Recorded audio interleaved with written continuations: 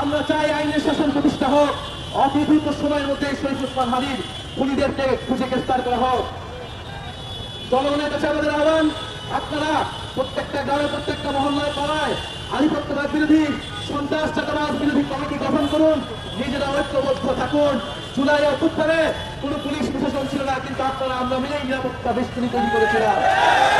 আমার দেশের হিন্দুদের আমরা রক্ষা করেছি, আমার দেশের মুসলমানদের আমরা রক্ষা করেছি, আমার দেশের শিশুদেরকে তরুণদেরকে আমরা রক্ষা করেছি। ইনশাল্লাহ বাংলাদেশকে যারা আঘাত করতে চায়, যারা আমাদেরকে ভয় ভীতি দেখাতে চায়, তাদেরকে আমরা আমাদের নিজেদের ঐক্যের শক্তি দিয়ে প্রতিহত করব। আমাদের দ্বিতীয় কর্তব্য হচ্ছে নির্বাচনের সুষ্ঠু পরিবেশ এবং পরিস্থিতি তৈরি করা। বাংলাদেশে নির্বাচন বাঞ্ছনের প্রচেষ্টা চালানো হচ্ছে। আমরা সুষ্ঠু নির্বাচনের মাধ্যমে গণতান্ত্রিক উত্তরণ চাই, সংস্কারের জোয়ার আনতে চাই বাংলাদেশে। ফলে যারা জাতীয় নাগরিক পার্টির মনোনয়ন পেয়েছেন এবং অতি দ্রুত সময়ের মধ্যে আমরা বাকি আসনগুলোতে মনোনয়ন দিয়ে দিব, আমরা আগামীকাল থেকে এই মাঠে নামবো। শরীফ ওসমান হাদির আকাঙ্ক্ষা এবং চেতনাকে ধারণ করে আমরা জনগণের কাছে যাব। সংস্কারের পক্ষে আমরা আমাদের যে নতুন বাংলাদেশের আকাঙ্ক্ষা, সেই বাংলাদেশের আকাঙ্ক্ষা মানুষকে শোনাবো।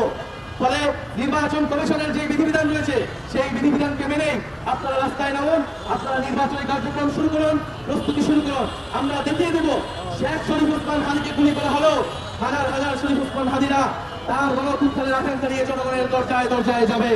তাহলে এই নির্বাচনকে যতভাবেই চেষ্টা করা হোক না কেন প্রতিহত করার, আমরা সংস্কার বিচার এবং নির্বাচনের যেই আমাদের দাবি ছিল গণঅভ্যুত্থানের পরবর্তী সময়ে, সেই দাবি অনুযায়ী আমরা নির্বাচনের দিকে আগাবো এবং জাতীয় নাগরিক পার্টি দ্রুত সময়ের মধ্যে তার বাকি আসনগুলোতে মনোনয়ন দিয়ে দিবে। আপনারা যারা এখনো জাতীয় নাগরিক পার্টির এই যাত্রায় যুক্ত হতে চান, আপনারা যোগাযোগ করুন। শরীফ ওসমান হাদিকে গুলিবিদ্ধ করে যদি মনে করা হয় যে ভয় দেখানো হবে জুলাই যোদ্ধাদের, তারা রাস্তায় নামবে না, তারা নির্বাচনী কাজ করবে না, দেশে নির্বাচন হবে না, তাদেরকে আমাদের দেখিয়ে দিতে হবে আমরা কাউকে ভয় পাই না। শরীফ ওসমান হাদি একটি রিক্সা একটি ভ্যান করে মুড়িয়ার বাতাসা নিয়ে তার 5 জন সহযোদ্ধা নিয়ে একা একা মানুষের কাছে যেত, মসজিদে মসজিদে গিয়ে লিফলেট দিত, তার স্বপ্নের কথা বলতো, তার প্রতিশ্রুতির কথা বলতো। আমরা ঠিক এইভাবে আমরা 5 জন 10 জন 20 জন মানুষ নিয়ে আমাদের লিফলেট নিয়ে আমাদের প্রতিশ্রুতি নিয়ে আমরা মানুষের কাছে যাব এবং সামনের নির্বাচনে আমরা সংস্কারের পক্ষে, হ্যাঁ ভোটের পক্ষে আমরা জনমত তৈরি করে এই নির্বাচনের মাধ্যমে আমরা যে জুলাই সনদে আমরা যে অর্জন পেয়েছি, সেই অর্জনকে আমরা প্রতিষ্ঠা করব এবং আমাদের নতুন সংবিধান এবং গণতান্ত্রিক লড়াইয়ের এই লড়াইকে, এই দাবিকে আমরা এগিয়ে নিয়ে যাব।